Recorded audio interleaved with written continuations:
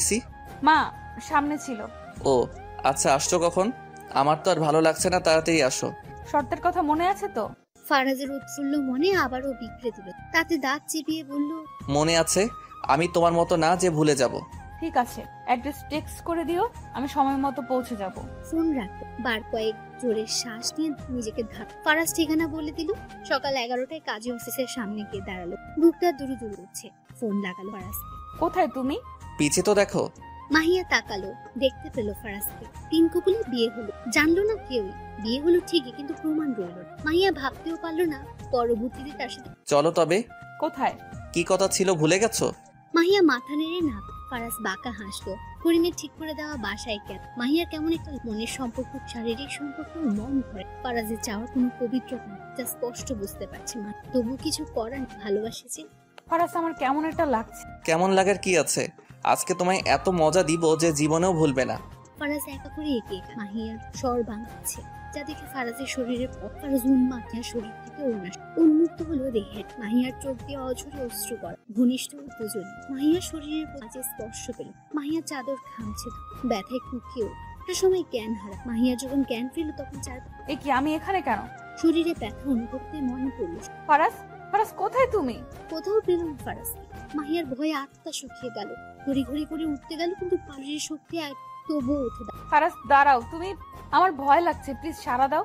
কোথাও নেই। মাহিয়া কান্নায় ভেঙে পড়ল। ফোনের কথা মনে হতে ফোন হাতে নিল। মায়ের অজস্র কল। ফারাজের একটা মেসেজও আছে। টেবিলের উপর ওষুধ আছে, খেয়ে নিও। আমার জরুরি কাজ থাকে, চলে আসতে হলো। বাই দ্য ওয়ে, আজকের মুহূর্তটা দারুণ ছিল। তুমি সত্যি অসাধারণ। লাভ ইউ সোনা। সাবধানে বাসায় যেও। মাহিয়ার কান্না থেমে গেল। এক প্রকার ঘৃণা জেঁকে ধরলো। ক্লান্ত শরীরটাকে টেনে তুলে গোসল সেরে বেরিয়ে মাকে কল করলো। হ্যালো মা। কি রে, কতগুলো কল করেছি তোকে, ধরিস না কেন? কোথায় তুই? কত রাত হলো, তুই তো দেরি করিস না, কোথায় আছিস? ব্যস্ত হইও না, আমি রাস্তায় আছি। তাড়াতাড়ি আয়, তোর মামা মামি এসেছে। মামি? মামি? হ্যাঁ, জলদি আয় তুই। কল কেটে গেল। মামি? মামি বাসায়? তাহলে ফারাজ বাসায় হবে নিশ্চয়ই। আচ্ছা, হঠাৎ করে আমাদের বাসায় কেন? তবে কি মাহিয়ার যেন নিমেষে শরীর ব্যথা। ফারাজ কি তবে আমায় সারপ্রাইজ দিল? কি রে মা, এত দেরি করলি কেন? বাড়ি ফিরতেই এমন কথায় ঘাবড়াল। একটা নোট আনতে গিয়ে দেরি হয়ে গেল। মামিমা, কেমন আছো তোমরা? এতদিন বাদে এলে। আছি ভালোই, এলাম একটা কাজে। ও, আর কেউ আসেনি? হ্যাঁ, তোর মামু এসেছে, যা ফ্রেশ হয়ে নে তাহলে। মাহিয়ার আনন্দ এমন সুখ মাথা নেড়ে চলে গেল। ফ্রেশ হয়ে এসে বিছানায় গায়ে দিতেই নিচ থেকে চিৎকার চেঁচামেচি শোনা গেল। কি হলো, হঠাৎ মামিমার গলা শোনা যাচ্ছে না? ক্লান্ত শরীরটাকে নিয়েই বের হল। দেখুন ভাবি, জমি আমি লিখে দিব না। বাবার কালের আছে এইটুকু, যার জন্য একটু বাপের বাড়ি এখনো আদর আছে। আপনারা ভোগ করছেন করেন, আমি তো না করিনি। দেখো সেলিনা, ওই জমি আমার লাগবে, বাড়ি করব ওখানে। তোমায় টাকা দিব, লিখে দাও। সরি ভাবি, আমার টাকার দরকার নাই, তবুও আমি লিখে দেব না। ভালোই ভালোই লিখে দাও সেলিনা। কি হচ্ছে এখানে?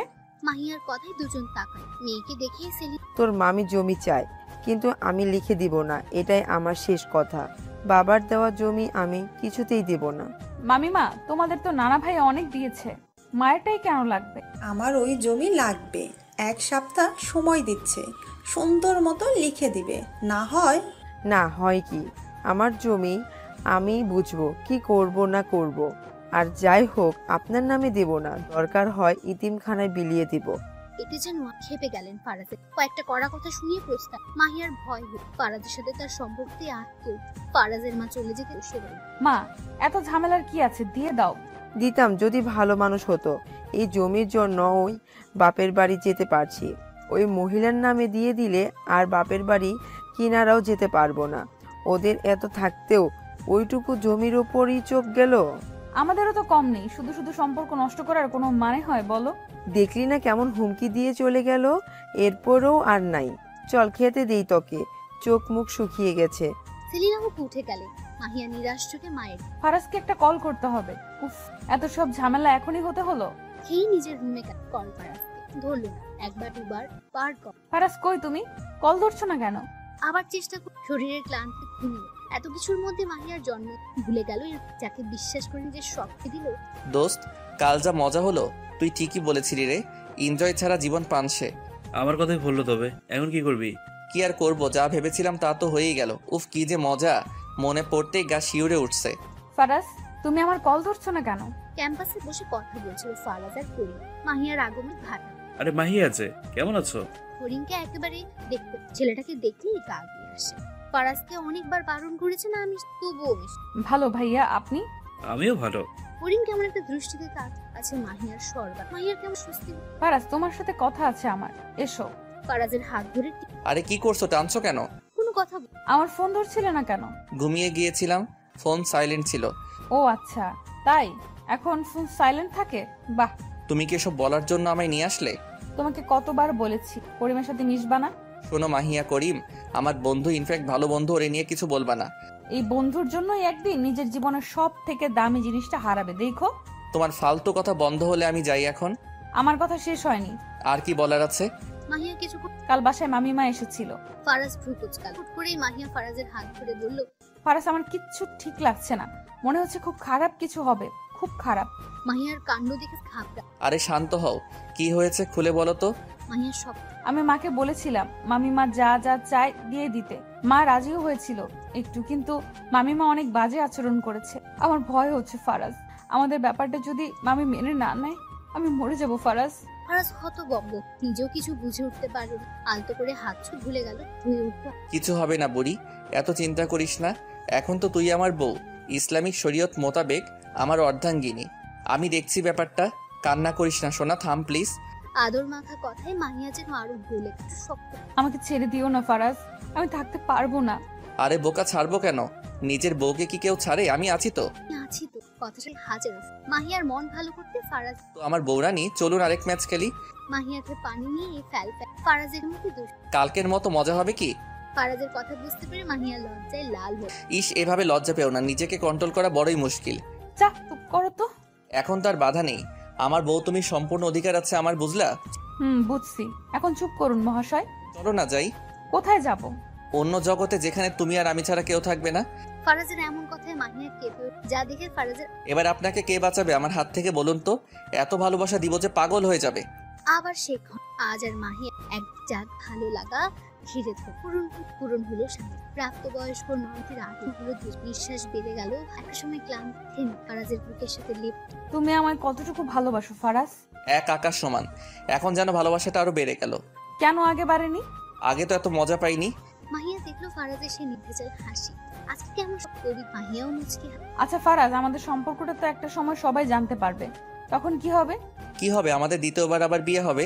তুমি যতটা ইজি ভাবছো ততটা না, আমি চিন্তায় আছি মামিমাকে নিয়ে। কিছু হবে না, যা হবে ঠিক হবে। দেখো এখনই এত ভেবো না তো। মাহিয়া আর ভাবলো না। বিকেল ঘুরিয়ে সন্ধ্যা, দুজন বেরিয়ে গেল নিজেদের। যেতে যেতে স্ট্রিট ফুড খাওয়া হলো, একসাথে রিক্সায় রাতের শহর দেখা হলো। হাসি মজায় কেটে গেল সুন্দর সময়। বাসার সামনে যেতে মাহিয়া আমার যেতে ইচ্ছে করছে না ফারাজ। আমারও ছাড়তে ইচ্ছে করছে না তোমায়, কিন্তু কি করব, আজ যেতে হচ্ছে যে। কথা দিচ্ছি একদিন একবারের মতো নিয়ে যাব। একটু সময় দাও, সবকিছু গুছিয়ে নিই। আমি আপনাকে ভালোবাসি শেহজাদা। আমিও আপনাকে ভালোবাসি আমার শাহজাদি। আবার কবে এক হব আমরা? যখন আপনি চাইবেন। চলো তাহলে আবার যাই। ফাজিল। ফারাজ হো হো করে হেসে ফেলল। মাহিয়ার কপালে ভালোবাসার পরশ চলে গেল ফারাজ। মাহিয়া তাকিয়ে রইল তার যাওয়ার। মনের মধ্যে ওকে ভালোবাসা লজ্জা পেল। দৌড়ে গেল বাসায়। কোথায় ছিলে? মা আসলে আসল নকল কিছু জানতে চাইনি। ছিলে কোথায়? মেয়ে মানুষ রাত করে বাসায় ফিরে, তোমার বাবা জানলে কি হবে জানো? বাবা কি করে জানবে মা, তুমি না বললে? মাহিয়ার বাবা দেশের বাইরে, মা মেয়ে দুজনে এক। আবার মুখে মুখে কথা। তোমার সাথে ছেলেটা কে ছিল? ছেলে? কোন ছেলে মা? আমার কাছে একদম লুকানোর চেষ্টা করবে না। নিচতলায় ভাবি দেখেছে কার সাথে রিক্সায় ঘুরছো, সত্যি করে বলো। মাহিয়া কি মেয়ের মুখভঙ্গি দেখে সিলহক আগেই বল। একদম মিথ্যে কথা বলার চেষ্টা করবে না। ফারাজ ভাইয়া ছিল মা। ফারাজের কথা শুনে অবাক হল। ফারাজ? হ্যাঁ মা, ক্যাম্পাসে দেখা হয়েছিল, ভাইয়াই পৌঁছে দিয়ে গেল। বাসা আসলো না কেন ছেলেটা? বলেছিলাম, কিন্তু কি কাজ আছে বলে চলে গেল। ও আচ্ছা, যাও ঘরে যাও, ফ্রেশ হয়ে আসো। মাহিয়া মাথা নেড়ে সম্মতি দিয়ে নিজের ঘরে যে মা ডাক। মাহিয়া শোন। হ্যাঁ মা বলো। ফারাজ কি কিছু জানে জমির ব্যাপারে? ভাইয়া কিছু জানতো না, আমি আজ বলেছি। ভাইয়া বলল চিন্তা না করতে, মামিমাকে বোঝাবেন তিনি। ও আচ্ছা, যা তাহলে। মাহিয়া রুমে এসে স্বস্তির নিঃশ্বাস। ফ্রেশ হয়ে বের হতে ফারাজের মুখে হাসি ফুটতো। মাহিয়া কল ধরতে বাসায় গিয়ে যে একটা কল করতে হয় তা কি কেউ ভুলে গেছে? মাহিয়া মুচকি হাসল। ভুলবো কেন, আমি নিজেই তো দিতাম। হ্যাঁ, সেই জন্যই আমায় দিতে হলো। যাই হোক, রাত করে ফুপি কিছু বলেছে? আর বলো না, তিনতলার আন্টি তোমাকে আর আমাকে দেখে নিয়েছে আজকে, সেটাই আবার মায়ের কানে দিস। ভাবো কি শয়তান মহিলা। ফারাজ করে হেসে দিল। তুমি হাসছো আর আমার প্রাণ যায় যায় অবস্থা। ওকে ওকে, হাসছি না। তবে উনি আমায় চিনল না। আমি তো মাঝে মধ্যেই যাই তোমাদের বাসায়। আগের পরিবার চলে গেছে, এনারা নতুন মাসখানেক হলো এসেছে। ও আচ্ছা, তুমি খেয়েছো? না, খাইনি। তবে যাও খেয়ে নাও। তুমিও নিশ্চয়ই খাওনি, তুমিও খেয়ে নাও। ওকে ডিয়ার বউ। তার মানে তুই জমি দিবিই না? না, দিব না। এটাই তো শেষ কথা? হ্যাঁ, এটাই কথা। আপনারা ভোগ করেছেন করেন, কিন্তু আমি লিখে দিব না। ওকে, তাহলে তোদের সাথে সব সম্পর্ক শেষ এখানেই। মাহিয়ার মা ক্লান্ত চোখে তাকালেন। দাদা, তুই তো কিছু বল। ফারাজের বাবা মাথা নিচু করে রইল। বউয়ের কথার উপর কিছু বলার সাহস তার নেই। মাহিয়ার মা তাচ্ছিলের হাসি হাসল। অথচ মা মরার আগে তোকে কি বলেছিল ভুলে গেছিস?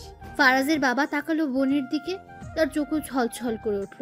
মনে পড়ল মায়ের বলা কথা। সেলিম বাজান, তোর বাপ মরে গেছে সেই কবে। আমি তো গো তুই ভাই বোন রে নিজে হাতে মানুষ করছি। আমার সেলিনার তুই ছাড়া আর কেউ রইল না। ওরে তুই ফালাইস না বাজান, আমার সেলিনারে তোর হাতে দিয়ে গেলাম। কথা দে আমারে, ওরে তুই কষ্ট দিবি না। কথা দিলাম মা, আমি বোনের পাশে থাকবো সবসময়। এবার আমি মরেও শান্তি পাবো। তার দুদিন পরে মারা গেলেন তিনি। মায়ের বলা কথা মনে পড়তেই বুক কাঁপল। ভুলে গেলি দাদা? আজ সামান্য জমির জন্য সম্পর্ক নষ্ট করে দিচ্ছিস। বোন আমার, শোন আমার কথা। থাক দাদা, আমার যা বোঝার বুঝে গেছি। বইয়ের কথায় বোনকে পর করলি। একদম চ্যাটাং চ্যাটাং কথা বলবে না। এত ভাইয়ের জন্য দরদ, জমি দিয়ে দিলেই তো পারো। মাহিয়ার মা এবার শক্ত হলেন, কাট কাট গলায় বললেন, কোনো দিনও না। এই জমি আমি ইতিমখানায় দেব, তবুও তোমাদের না। আসতে পারো এবার। রাগে গদগদ করে চলে গেলেন ওরা। যাওয়ার আগে বোনের দিকে কাতর চোখে তাকালো। সেলিনাও ভাইয়ের দিকে চোখ ভর্তি পানি নিয়ে তাকালো। মা, ও মা, বল। সব ঠিক হয়ে যাবে মা। আমার দাদা ভাই যে ভাই আমাকে ছেড়ে একটা ফল কখনো খায়নি, সেই ভাই সামান্য বইয়ের কথাই সম্পর্ক ছেড়ে দিল। যে ভাই বুকে আগলে মানুষ করলো, আর সেই ভাই। মাহিয়ার মা আর কিছু বলল না, চুপচাপ নিজের ঘরে চলে গেল। মাহিয়া মায়ের যাওয়ার দিকে তাকিয়ে দীর্ঘশ্বাস ফেলে রাতের খাবার রান্না করতে লাগলো। ফারাজকে একটা কল করতে হবে, ফারাজই পারে এখন কিছু। মায়ের কষ্ট আর দেখা যাচ্ছে। ফারাজের মা, তুমি এমন করতে পারো না। আমার একমাত্র বোন। আদিক্ষেতা দেখলে বাঁচি না। তোমার একমাত্র বোন সামান্য জমিটুকু দিতে পারলো না, আর আসছে বলতে একমাত্র বোন। তোমার এই ব্যবহারের জন্যই তো দিল না। তুমি কি ভালো ব্যবহার করো ওদের সাথে? কি বলতে চাইছো কি তুমি? এত যাবত দেখলো কে? কি এমন দেখেছো বোনটা? আমার এ বাড়িতে আসে না কতকাল হিসেব আছে। তোমার জন্য আসা বন্ধ করেছে, তবুও যোগাযোগ রাখতো। ছেলে মেয়েদের আদর করে এখন। আর তুমি কি করো? চুপ থাকো তুমি। আমাকে জ্ঞান দেওয়ার দরকার নাই। ওই জমির জন্য এতদিন যাই করছি, কিন্তু আর না। আর খবরদার একদম বোন বোন করবা না, বলে দিলাম। রাগে হন হন করতে করতে ঘরে গেলেন তিনি। এটাই ছিল তোমার আসল উদ্দেশ্য, যা আজ নিজেই প্রকাশ করলে। ফারাজের বাবা মায়ের টানানোর বিশাল ছবিটার কাছে গিয়ে দাঁড়ালো। পাশে বাবারও একটা ছবি, দুটো ছবিতে হাত বোলালো। আমায় ক্ষমা করো মা, আমি তোমায় দেওয়া কথা রাখতে পারলাম। আমার আদরের বোনটাকে ছিন্ন করতেই হলো। রাতের খাবার টেবিলে দিয়ে মাহিয়া মাকে ডাকতে গেল। মা, ও খেতে এসো। মায়ের সাড়া নেই। মাহিয়া ধীর পায়ে এগিয়ে গেল। মাহিয়ার মা মায়ের ছবি জড়িয়ে মাহিয়ারও কান্না পেল। মা, ও মা, খেতে এসো। আর কত কাঁদবে বলো তো? তুমি কাঁদলে কি সব ঠিক হয়ে যাবে? মামুও তো কোনো প্রতিবাদ করলো না। কান্না থামাও, চলো খাবে। মাকে বুঝিয়ে শুনিয়ে কটা খাওয়ালো মাহিয়া, নিজেও খেয়ে শুতে চলে গেল। ওদের বিয়ের বেশ কিছুদিন হয়ে গেছে, সম্পর্কটা শক্ত হয়েছে। সেই শক্ত সম্পর্ক ভেঙে গেল যেন এক নিমিষে, যখন জানতে পারলো মাহিয়ার একা নয়, তার মধ্যে বেড়ে উঠছে আরেক সত্তা। Are you kidding, Mahia? No ইয়ার, ট্রু। But how possible? আমরা মিট হয়েছি। খুশবু যেন আকাশ থেকে পড়লো। কি তুই আর ফারাজ কিভাবে? কি তোরা একে অপরকে ভালোবাসে? জানতাম তোদের মধ্যে একটা সম্পর্ক আছে, তাও জানি, তাই বলে তোরা ফিজিক্যালে যাবে? ছি, এটা আশা করিনি। মাহিয়া হেঁচকি তুলে কাঁদছে। তুই যেমন মেয়ে, তোর পক্ষে এসব যে পসিবল না তা আমি জানি। আচ্ছা, ফারাজকে তোকে জোর করেছে? একটু খুলে বলবি। আমরা বিয়ে করেছি। বিয়ের কথা শুনে আরো অবাক হলো খুশবু। তার চিরচেনা বান্ধবীকে সে চিনতে পারছে না। এটা কি সেই মাহিয়া যে লজ্জার কারণে কোনো ছেলের দিকে তাকাতো না অব্দি? খুশবুকে এমন অবাক হয়ে তাকিয়ে থাকতে দেখে মাহিয়া ধীরে ধীরে সবটা খুলে বলল। তুই আমায় একটু বলার প্রয়োজন বোধ করলি না? দোস্ত তখন বলার মতো ছিল না। ফারাজ এমন ভাবে চেয়েছিল, ও তো বিয়ে করতে চায়নি, আমার জোরের কারণে করতে হয়েছে। আমি চাইনি অবৈধ কিছু করতে। বুঝলাম। মাহিয়া খুশবুর হাত চেপে দেয়। দোস্ত এই সময় তুই প্লিজ অভিমান করিস না, কিছু একটা কর। আমি এখন কি করব বল না। কি করবি তা আগে ভাবা উচিত ছিল। এখন আধুনিক যুগ, প্রোটেকশনের অভাব নাই। তোরা এই যুগে হয়েও কেমনে কি বুঝি না। মাহিয়া মাথা নিচু করে ফেললো। বলার মতো কিছুই নেই তার কাছে। আসলে সে একটা বড় ভুল করে ফেলল। বেশ কিছুদিন ধরে মাথা ঘুরছিল তার, আর বমি। প্রথমে আমলে না নিলেও পিরিয়ড মিস হওয়ায় আজকে উঠল। টেস্ট করে জানতে পারলো হ্যাঁ, তার মধ্যে বেড়ে উঠছে অন্য আরেকজন। ফারাজ জানে? না, কল করছি 1 সপ্তাহ ধরে, ধরছে না।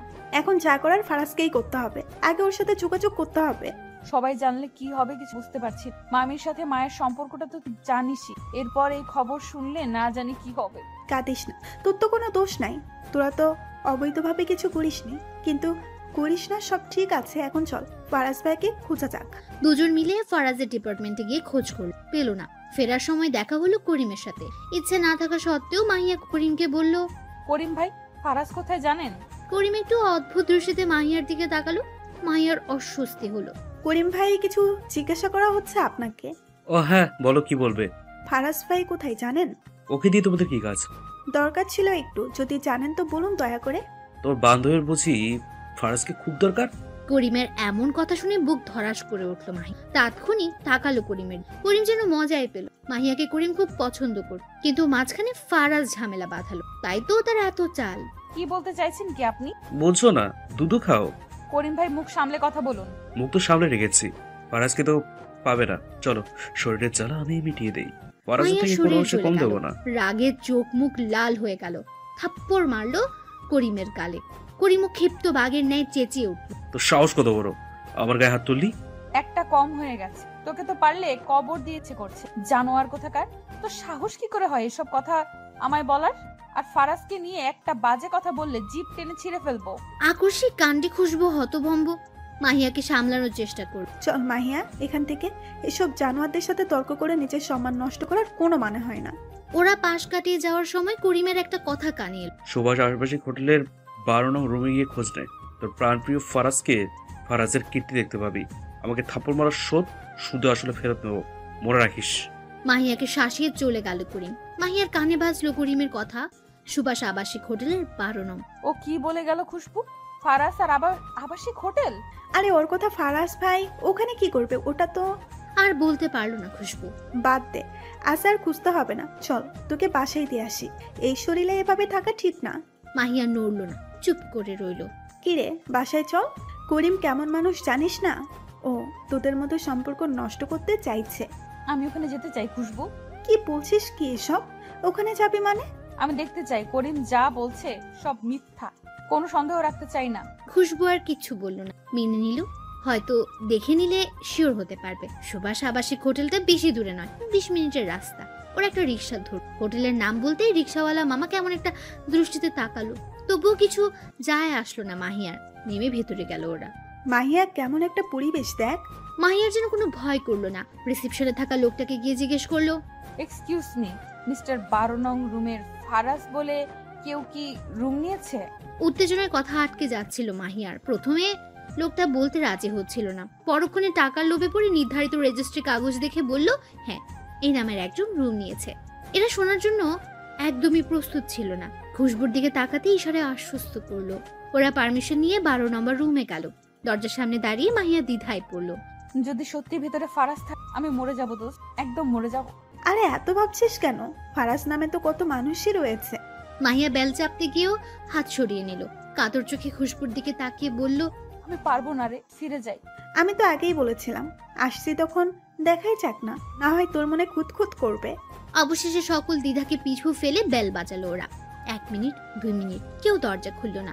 আমার মনে হয় কেউ নেই, করিমই ভুল বলেছে। মাহিয়া কথার মাঝে খট করে দরজা খুললো কেউ। মাহিয়া খুশবু দুজনে কথা থামিয়ে তাকালো কাঙ্ক্ষিত মানুষ।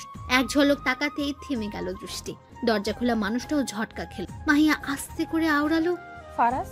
নগ্ন শরীরে যে মানুষের সামনে দাঁড়িয়ে আছে তা ফারাজে।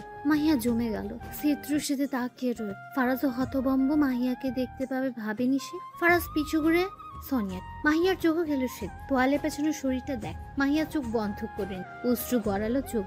মাহিয়া আমি থাক, আর কিচ্ছু বলার দরকার নেই। মাহিয়া দৌড়ে বেরিয়ে গেল। খুশবু আহম্মক হয়ে গেছে, কি থেকে কি হলো ভাবতে পারল না। ফারাজ ভাই আপনি, ছি, কিভাবে পারলেন? সেই কৈফিয়ত কি তোমায় দিব? হ্যাঁ দিবেন, কারণ আপনি আমার বান্ধবীর সাথে চিট করেছেন। তো তোমার সাথে তো করিনি, তুমি এত কথা বলছো কেন? কথা বলছি কারণ মাহিয়া প্রেগনেন্ট শুনে পেয়েছে, ওর আপনার মতো জঘন্য মানুষের বাচ্চা পেটে ধরেছে। মাহিয়া প্রেগনেন্ট, এ কথাটা খুব নাড়ালো। খুশবু আর দাঁড়ালো না, বেরিয়ে গেল মাহিয়াকে খুঁজছে। আশেপাশে কোথাও দেখলো না। খুশবুর মাথা ঘোরা। মাহি কোথায় তুই? আল্লাহ, মেয়েটার কিছু করে না বসে। খুশবু খুঁজতে খুঁজতে ক্লান্ত হয়ে গেল। অবশেষে কিছু মনে পড়ায় দৌড়ে সেখানে গেল।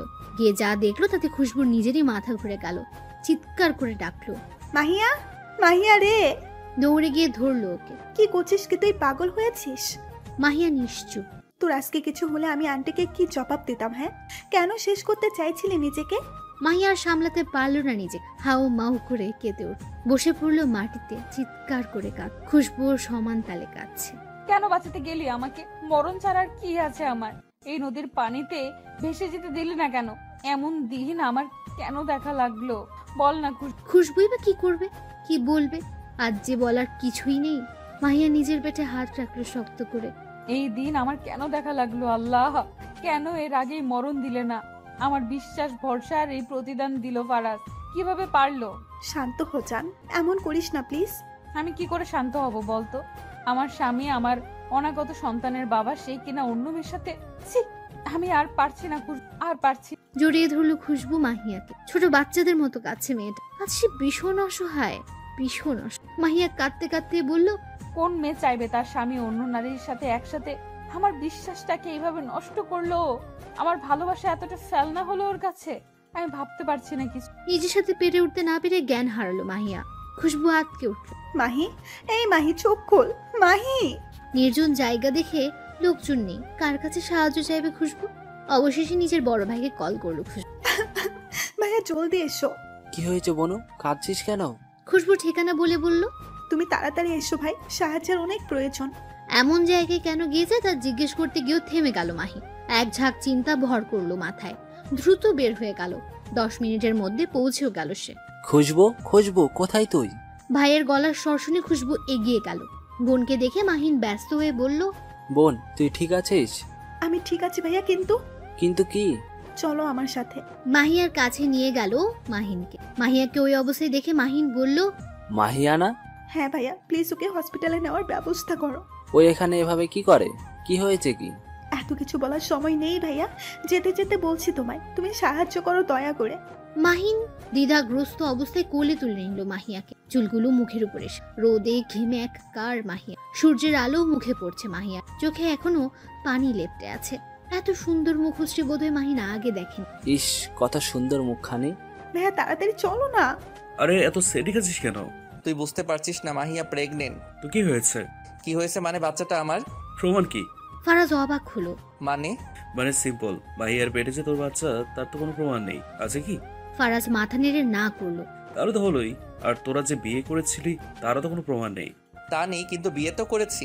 আরে রাখ তোর বিয়ে, এমন কত হয় অহরহ। কিন্তু মাহিয়া যদি সবাইকে বলে দেয়? বলবে, তাতে কি? প্রমাণ তো দিতে পারবে না, ও তো নিজেই লজ্জিত হবে। এগুলো কি ঠিক হবে? যতই হোক ফুপি জানলে কষ্ট পাবে। আমি যতটুকু জানি তোদের সাথে মাহিয়াদের সম্পর্ক ভাঙার পথে। তোর ফুপু জমি দেয়নি নাকি? দেখ কেমন ফুপু, তোর সামান্য জমিটুকু দিতে পারলো না। আর এমনিতেও আন্টি ওই মেয়েকে মেনে নেবে বলো না, ওরা স্বীকার করলে তোকে রাস্তায় নামতে হবে। এমন বিলাসিতা পাবি না, ভেবে দেখ। ফারাজ ভাবলো আসলেই তাই, ওর মা কখনই মানবে না, উল্টো তাকে বের হয়ে যেতে হবে। ফারাজকে ভাবতে দেখে বাঁকা হাসলো করিম। থাপ্পড় মারা গালে হাত দিয়ে মনে মনে বলল, আমাকে মারা এক থাপ্পড়ের যতকে সারা জীবন বইতে হবে। আমার কাজ শ্বাস, এবার যা করার ফারাজি করবে। আমার মেয়ে কোথায়? কোথায় আমার মাহিয়া? আন্টি শান্ত হও, মাহিয়া ঠিক আছে, জ্ঞান হারিয়েছে, এই যা। কিভাবে, কি হলো? খুশবু মাথা নিচু করলো। কি বলবে সে? এই যাত্রায় বাঁচালো খুশবুর ভাই। প্রচন্ড রোদ তো, তাপ সহ্য করতে পারেনি। আপনি বসুন। মাহিয়ার মা ভ্রু কুচকে তাকালো। তা দেখে খুশবু বলল, আন্টি আমার বড় ভাই মাহিন, তোমাদের বলেছিলাম না ভাইয়া আমেরিকায় থাকতো, যে মাসখানেক হলো দেশে এসেছে। মাহিয়ার মা স্বস্তির নিঃশ্বাস ফেললেন। এরই মধ্যে ডক্টরের ডাক পড়ল। মাহিয়ার বাড়ির লোককে? আমি ওর মা। কেবিনে আসুন। খুশবু আর মাহিন একে অপরের দিকে তাকালো। ইতিমধ্যে মাহিনকে সব খুলে বলেছে খুশবু। নিষ্পাপ মেয়েটার এই পরিণতিতে খারাপও লেগেছে তার। কেন, সিরিয়াস কিছু ডাক্তার? আমার মেয়ে ঠিক আছে তো? আপনি কি কিছু জানেন না? আমি কি জানবো? আপনার মেয়ের হাজবেন্ড কোথায়? ডাক্তারের এমন কথায় মাহিয়ার মা অবাক হলো ভীষণ। স্বামী? কি বলছেন? কিছুই বুঝতে পারছি না। আপনার মেয়ে বিবাহিত না? না, একমাত্র মেয়ে। আমার মেয়ের বয়স হবে 18, এখনই বিয়ে দেওয়ার কথা তো ভাবিও না। তাহলে কিভাবে কি? কি হয়েছে একটু বলবেন? ভাইয়া আন্টি তো এখনো বের হচ্ছে না। ডাক্তার আন্টি কি সব বলে দিল? কি হবে ভেবে হাত পা ঠান্ডা হয়ে আসছে আমার। সত্যি কখনো চাপা থাকে না, জানি তো। যা হবে দেখা যাবে। দুই ভাই বোনের কথার মাঝে মাহিয়ার মা বেরিয়ে আসলো। শরীর তার নিস্তেজ, রোবটের মতো এগিয়ে আসছে। খুশবু তাকে দেখে বলল, ভাইয়া আন্টি। মাহিন ইশারায় কাছে যেতে বলল। খুশবু ঢোক গিলল, এগিয়ে গেল। আন্টি সব ঠিকঠাক তো? মাহিয়ার মা রক্ত চোখে তাকালো খুশবুর দিকে। খুশবুর ভয় হলো। আমি বাইরে অপেক্ষা করছি, মাহিয়ার জ্ঞান ফিরলে নিয়ে আয়। এতটুকু বলেই সে পা বাড়ালো বাইরের দিকে। খুশবু ভাইয়ের দিকে অসহায় চোখে তাকাল। মাহিয়ান চোখের ইশারায় ভয় পেতে না করলো। ড্রয়িং রুমের সোফায় এক কোণে বসে আছে মাহিয়া। শরীরটা ক্লান্ত ভীষণ। এত মধ্যে মায়ের হাতে থাপ্পড় খেয়েছে মেয়েটা। ক্লান্ত শরীরে তাল সামলাতে না পেরে পড়ে গিয়েছে, যার ফলে ঠোঁটের কোণে রক্ত জমা। আন্টি কি করছো? মেরো না, অসুস্থ। তুই চুপ কর খুশবু। ওরে বলতে বল, কে সেই ছেলে? বল আমায়। আজ আমি তোকে মেরেই ফেলবো। এমন সর্বনাশ করার আগে একবারও বুক কাঁপলো না? মাহিয়া নিশ্চয়। ডক্টরের কথা মনে পড়লো মাহিয়ার মায়ের। আপনি কিছু জানেন না, অথচ আপনার মেয়ে প্রেগনেন্ট? কি বলছেন এইসব কথা? ঠিক করে বলুন। রাখবেন না মিস, আপনাকে মিথ্যে বলে আমার লাভ কি? দেখুন, রিপোর্টে মাহিয়া কনসিভ করেছে। হাতে থাকা রিপোর্টার দিকে তাকাতে চোখ বড় হয়ে গেল, মাথায় চক্কর দিল। রিল্যাক্স মিস, এখনকার মেয়ে তো এমন অহরহ হয়, এসব কোনো ব্যাপার না। যেহেতু মেয়ের বিয়ে হয়নি তাই বলবো অ্যাবর্শন করে ফেলো। ভ্রূণের বয়স কম, মাত্র 2 মাস। এই তুই চুপ করে আছিস কেন? কথা বল, যে এমন করেছে বল। সমাজে মুখ দেখাবি কি করে? এমন কলঙ্ক গায়ে মাখার আগে মরে যেতে পারলি না? চাকতি সকলে তাকালো তার দিকে। খুশবুর ভাই আসেনি, পারিবারিক ব্যাপারে থাকতে চায় না। ওদের নামিয়ে দিয়ে গেছে। যাওয়ার আগে খুশবুকে বলে গেছে সব ঠিক হলে কল কর। মাহিয়া বিস্ময় নিয়ে মায়ের দিকে তাকালো। তোর বাপকে কি জবাব দিব আমি? তার আদরের মেয়ে পেট বাঁধিয়ে বসে আছে, এই প্রতিদান দিলি তুই? ইচ্ছি। আন্টি তুমি ভুল বুঝছো, আমার কথা শোনো। কি শুনবো তোর কথা? কোনো কথাই শুনবো না। এই তুই উঠ, এই বাচ্চা নষ্ট করবি তুই আজই। কার অবৈধ সন্তান রাখার কোনো মানে হয় না। বাচ্চা নষ্ট করার কথা শুনে মাহিয়া উঠে দাঁড়ালো, চিৎকার করে বলল, অনেক বলেছো মা, আর কিচ্ছু না। আমার সন্তান অবৈধ নয়, সে বৈধ। তার বাবা আছে, সে জারজ নয়। আমি কোনো পাপ করিনি মা। কথাটা বলেই দৌড়ে চলে গেল রুমে। দরজা বন্ধ করে দিল সাথে সাথে। মাহিয়ার দরজা বন্ধ করা দেখে খুশবুর ভয় হলো। মাহি, এই মাহি দরজা খোল। মাহি, আন্টি কিছু বলে। আন্টি মাহি দরজা আটকে দিয়েছে। খুশবুর কথা কানেই গেল না যেন। তার মাথায় ঘুরছে মাহিয়ার বলা কথা। খুশবু উপায় না পেয়ে ভাইকে কল করল। ভাইয়া তুমি তাড়াতাড়ি এসো প্লিজ, সর্বনাশ হয়ে গেছে।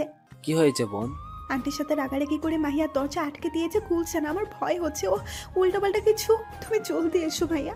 আসছে আমি, কিছু হবে না, চিন্তা করিস না। খুশবু কাঁদতে লাগলো। মাহিন এলো 5 মিনিটের মাথায়। কোথায় ও? খুশবু দেখালো। মাহিয়া দরজা খুলুন। পাগলামি করবেন না মাহিয়া, দরজা খুলুন বলছি। কোনো সাড়া নেই। আমি কিন্তু দরজা ভাঙবো মাহিয়া, লাস্ট বারের মতো বলছি, দরজা খুলুন। অবশেষে বাধ্য হয়ে দরজা ভাঙতে হলো। মাহিয়ার মা তখনও নিশ্চুপ। মাহিন খুশবু দরজা খুলতে দম বন্ধ করা ব্যাপার দেখলো। মাহিয়া গলায় সবে কাপড় পেয়েছে, অমনি মাহিন গিয়ে ঝটকা মেরে নিচে নামালো। তৃতীয় থাপ্পড়টা মাহিনী মার। এই মেয়ে পাগল, আপনি কি পেয়েছেনটা কি? হ্যাঁ, মরে গেলে কি সব হয়ে গেল? আপনি জীবন দিয়ে দিলে ফারাজ ফিরে আসবে না। আপনি জীবন দিয়ে দিলেই মুক্তি পাবেন না। আপনার জীবনের বিনিময়ে কোনো ভালো কিছু হবে না, বরঞ্চ একটা নিষ্পাপ প্রাণ ধ্বংস হবে, যার কোনো দোষী নেই। আপনার বাবা মা ধুকে ধুকে মরবে, আপনাকে নিয়ে সবাই ছিছি করবে। নিজেকে শেষ করার পরও শান্তি পাবেন না আপনি। মাহিয়া কাঁদছে, মাহিন কাঁদতে। কাঁদুন, চিৎকার করে কাঁদুন। নিজের কষ্টগুলোকে ধুয়ে ফেলুন, শক্ত হন, অধিকার আদায় করতে শিখুন। আপনি বা আপনার সন্তান দোষী নয়, দোষী সে যে হালাল সম্পর্কটাকে নষ্ট করেছে। আশা করি আর ভুল সিদ্ধান্ত নিবেন না। খুশবুকে মাহিয়ার কাছে থাকতে হবে। বেরিয়ে গেল মাহিন। প্রচন্ড রাগ লাগছে মেয়েটার উপর। কি পেয়েছে জীবনটা নিয়ে? মাহিন বেরিয়ে মাহিয়ার পাশে বসলো। খুশবু মাহিয়াকে জড়িয়ে নিল। কি হতো বলতো, কত ভয় পেয়েছিলাম। সব ঠিক হয়ে যাবে চান। ফারাজ ভাইয়ের সাথে কথা বলবো দরকার হয়, তুই প্লিজ পাগলামি করিস না। আমি কিছু বুঝতে পারছি না বাবা, আমার মেয়েটা শেষমেশ এমন কাজ করবে ভাবিনি। আর ফারাজ, ও কিভাবে এত আদর ভালোবাসা যাকে দিয়েছি সেই ছুরি বসালো। মাহিন কি বলে সান্ত্বনা দেবে বুঝলো না। মাহিয়ার মায়ের হাত দুটো ধরে বলল, প্রত্যেকের জীবনেই ভুল আছে আন্টি। মাহিয়া খুব সরল, সহজেই বিশ্বাস করে মানুষকে। তবে ওরা বিবাহিত, আর এটা ফারাজ অস্বীকার করতে পারবে না। আপনি মাহিয়াকে দোষ না দিয়ে ফারাজের সাথে কথা বলুন, এটাই ফাইসালা হবে। না, আমি ওকে বিয়ে করিনি, এটা মিথ্যা কথা। ফারাজের এমন কথায় মাহিয়া হতভম্ব। মাহিনের কথা মতো পরদিনই মাহিয়াকে নিয়ে ভাই বাড়ি এসেছে সেলিনা। এসে থাপ্পড় বসিয়েছেন ফারাজের গালে। তুই কিভাবে পারলি আমার মেয়ের এত বড় সর্বনাশ করতে? একবারও এই ফুপুর কথা মনে পড়লো না? এই, তোর সাহস তো কম না, আমার ছেলের গায়ে হাত তুলিস। আর কি সর্বনাশ করেছো ও? হ্যাঁ, তার নিজের গুণধর পুত্রকে জিজ্ঞেস করুন কি করেছে সে। আমি কিছু করিনি মা, এরা মিথ্যা বলছে, অপবাদ দিচ্ছে। কত স্পষ্ট স্বীকারোক্তি, কত গুছিয়ে মিথ্যে বলা। মাহিয়ার মা এবার রেগে গেলেন। আরেকটা থাপ্পড় মারতে যেতেই হাত ধরলেন ফারাজের মা। আমার ছেলের গায়ে আর একটাও আঁচড় নয়। মা মেয়ে পেয়েছিস কি? এই, তুই মাহিয়াকে বিয়ে করিসনি? সত্যি কথা বল, টাকা আমার দিকে বল, বিয়ে করিসনি? বিয়ে? কি বলছিস কি তুই এসব? ঠিকই বলছি, পালিয়ে বিয়ে করে একসাথে থেকে এখন অস্বীকার করা হচ্ছে। ওরা কি বলছে ফারাজ? ফারাজ নিশ্চুপ, এমন পরিস্থিতি হবে ভাবেইনি। ঘর ভর্তি মানুষ। ফারাজের বাবা শুধু অবাক হয়ে যাচ্ছেন। খুশবু আছে সাথে। মাহিনকে আসতে বলা হলেও সে আসেনি, তবে খুশবুর কলে শুনেছে সব। মাহিয়া এক দৃষ্টিতে তাকিয়ে আছে ফারাজের দিকে, ওর উত্তরের আশায়। ফারাজ তাকালো মাহিয়ার কাতর চাহনি যা দেখে কিছুক্ষণের জন্য হলেও কি একটা হলো মনে। কি রে, কি বলছে ওরা? কথা বলছিস না কেন তুই? হবু মিথ্যা বলছে, আমাদের মধ্যে কোনো সম্পর্ক ছিল না। ওরে আমি বোনের চোখেই দেখেছি, আমাকে ফাঁসাচ্ছে ওরা। মাহিয়ার মুখ হা হয়ে গেল, অবাক হলো। সেলিনা হক সাজিয়ে গুছিয়ে কেউ এত সুন্দর মিথ্যে বলতে পারে? মাহিয়ার ঠোঁটে তাচ্ছিল্যের হাসি ফুটলো। দেখো ফারাজের বাপ, দেখো তোমার ভাগ্নি কার সাথে কি করছে, আর দোষ চাপাচ্ছে আমার ছেলের উপর। নষ্টা মেয়ে কোথাকার। এই মেয়েকে ন্যাশনাল কোম্পানির সিনিয়র আর্কিটেক্ট। মাম্মা, মামুনির আজ বিয়ে। হ্যাঁ বাবা, বিয়ে মানে কি মাম্মা? বিয়ে মানে হচ্ছে নতুন কারো কাছে যাওয়া। এখন যেমন তোমার মামনি আমাদের সাথে থাকে, আজকের পরে অন্য বাসায় থাকবে। মামুনি আমাদের ছেড়ে দূরে চলে যাবে মাম্মা। আমাকে কি আর আদর করবে না? খুশবুকে ফায়াজ মামুনি বলে, এটা খুশবুরে শেখানো। ফায়াজকে বড্ড ভালোবাসে। ফায়াজের মন খারাপ দেখে মাহিয়ারও মন খারাপ হলো। ছেলেকে জড়িয়ে ধরে বলল, তোমার মামনি তোমায় সব সময় আদর করবে, ভালোবাসবে। সত্যি? হ্যাঁ সোনা, সত্যি। ফায়াজ চুপ হলো। নিজের ব্যক্তিগত গাড়ি করে যাচ্ছে ওরা। মাহিয়া চোখ বন্ধ। ফারাজ তার কৃতকর্মের ফল পেয়েছে। ফারাজের বোনেরও একই পরিণতি হয়েছে। মাহিয়ার খারাপ লাগলো, এটাই চেয়েছিল। ফারাজ এক অ্যাক্সিডেন্টে তার পুরুষত্ব হারিয়েছে। মাহিয়া, আমি আপনাকে ভালোবাসি, কেন বুঝতে পারছেন না? আমার মধ্যে কিসের কমতি আছে বলুন? মাহিন দীর্ঘ 2 বছর ধরে মাহিয়াকে বোঝাচ্ছে সে তাকে ভালোবাসে, কিন্তু মাহিয়ার একই কথা, সম্ভব। আমি যদি আপনাকে ভালোবাসতে পারতাম তবে নিজেকে অনেক ভাগ্যবান লাগতো, কিন্তু আফসোস তা সম্ভব নয়। কেন সম্ভব না? সবাই রাজি, শুধু আপনার উত্তরের জন্যই বসে থাকা। আপনি আমার থেকে বেটার ডিজার্ভ করেন মাহিন। কিন্তু আমার যে আপনাকেই চাই। আপনাকে দেওয়ার মতো আমার কিছুই নেই। আমি আজও ফারাজে আবদ্ধ। একজনকে ভালোবেসে আমি নিঃস্ব। সে যাই করুক না কেন, তাকে আমি এখনো ভালোবাসি। মৃত্যুর আগ অবধি ভালোবাসবো। যতই বলি ঘৃণা করি, কিন্তু তাকে আমি সত্যিই ঘৃণা করতে পারিনি। আপনি খুব ভালো মাহিন, আমার জন্য অপেক্ষা করেন না। নিজের জীবন গুছিয়ে নিন, আমি সত্যিই অসহায়। মাহিন কিছু বলতে যাবে তার আগে ফায়াজ ডাকলো, মাম্মা, পাপা, কি করছো তোমরা? মাহিন চোখ দ্রুত মুছে ফায়াজকে কোলে তুলে নিল। গল্প করছিলাম মাই প্রিন্স, তুমি গিয়ে খেলা করো, আমরা আসছি। ফায়াজ চলে গেল। এই পাপা ডাকটা কি সত্যি করা যায় না? সম্ভব হলে করা যেত। এই যে বন্ধুরা, গল্প শেষ করে কমেন্ট না করে চলে যাচ্ছ, এইটা কিন্তু ঠিক না। তাড়াতাড়ি কমেন্ট করো। আর যারা এখনো আমাদের চ্যানেলটি সাবস্ক্রাইব করো নাই, জলদি করে সাবস্ক্রাইব করে আমাদের চ্যানেলের একজন মেম্বার হয়ে যাও প্লিজ।